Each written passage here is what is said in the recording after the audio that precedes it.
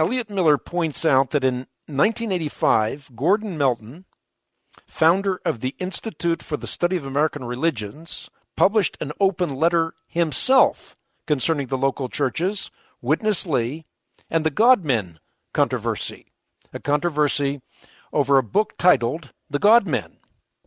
And he writes, during the past year, I, like many of you, have become concerned about the lawsuit between the local church led by Witness Lee and Spiritual Counterfeits Project, and the publisher of their book, The God-Men.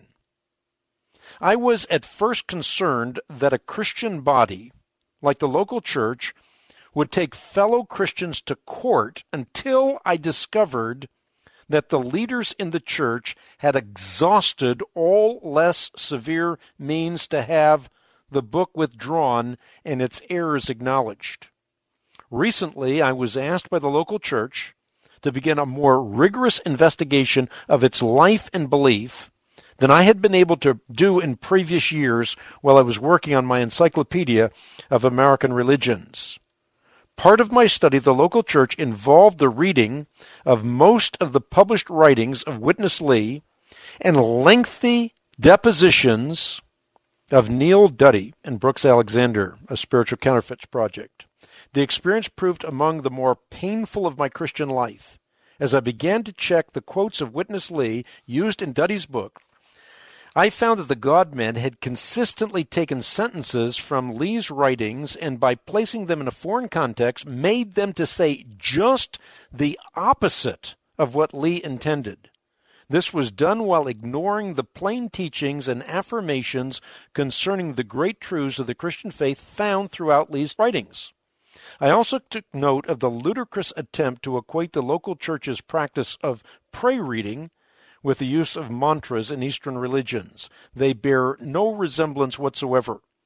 As I read the depositions, especially that of Duddy, I was appalled to discover the number of substantive and libelous charges made against Lee and the God-Men, which were based entirely upon the unconfirmed account of a single hostile ex-member. The mistakes and misrepresentations in the book are so frequent and so consistent that it strains credulity to suggest that the God-Men is merely the product of poor scholarship. So here you have one researcher writing an open letter saying, at first I was very concerned about the lawsuit, but afterwards I was more concerned about the libelous charges made against the local church movement and Witness Lee. That's right. And at the time I dismissed that because J. Gordon Melton has a reputation among people in my field as being a quote-unquote cult apologist.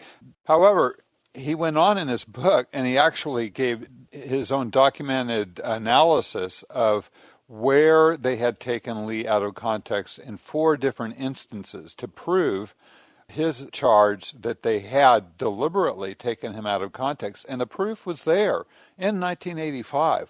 And when I read that, at the time, it was like, I responded to that the way I'm afraid a lot of people in my field are going to respond to my article today, and just said, he's got to have that wrong. But I don't have time to look into this. But surely he's wrong. I mean, SCP is a very respected group, and they've been very careful about everything else they publish, just as people today will say, yeah, but there's 70 scholars. Those are 70 respected scholars. They've been very careful about everything they've published. So this is how we perpetuate error, is we pass over obvious challenges to a position, documented challenges to a position that we ourselves have the means to look into and confirm or deny, but we just pass it by and continue to support, maybe out of a feeling of collegiality or brotherhood with other people in our field who are under attack by this group because they're suing them.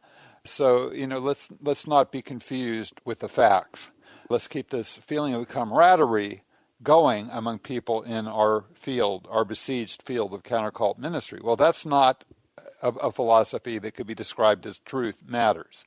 And so that's why I feel right now we're at a paradigm shift in countercult community where we have got to learn from this experience and not keep repeating these kinds of behaviors if we want this form of ministry to be viable, valid, and ongoing, vital in the body of Christ.